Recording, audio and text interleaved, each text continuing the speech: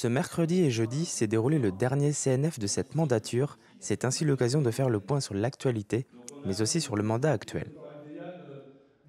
La fédération tient à saluer la présence de certains délégués en fin de mandat comme Joël Thibault et Patrice Couverchel, pour lesquels ce CNF sera un de leurs derniers événements avant de nous quitter.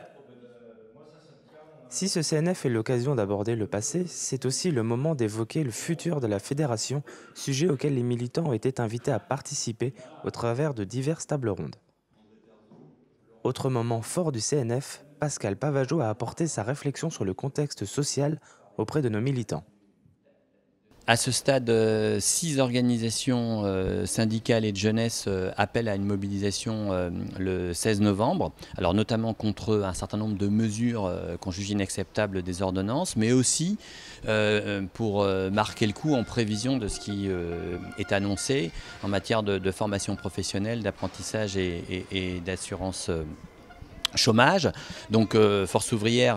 dans le respect du mandat que nous nous étions fixés au niveau du CCN, proposé cette date avant donc la ratification des ordonnances pour aller donc sur cette mobilisation et encore une fois continuer de peser comme nous le faisons actuellement sur les décrets dans la poursuite de la concertation de cet été, sur la question des moyens syndicaux au niveau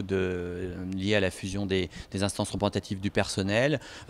sur la question du référendum d'entreprise et donc bref sur les suites de ces ordonnances et donc des mesures, des quelques mesures ou des mesures que nous n'acceptons pas. Donc ça, cette mobilisation, elle s'inscrit comme étant un point d'appui et un point complémentaire au rapport de force que nous avons établi au travers de la concertation avec le gouvernement depuis le début de l'été dans le cadre de ces ordonnances. Mais c'est aussi un point d'appui au démarrage pour la négociation qui va s'ouvrir sur la formation professionnelle et sur les discussions qui vont avoir lieu, notamment avec l'État et les régions sur l'apprentissage et sur l'assurance chômage qui devrait arriver dans un second temps. On peut même aller jusqu'à dire que c'est aussi le moyen de prendre date en prévision de la future potentielle réforme sur les retraites et puis de rappeler que la politique actuelle du gouvernement,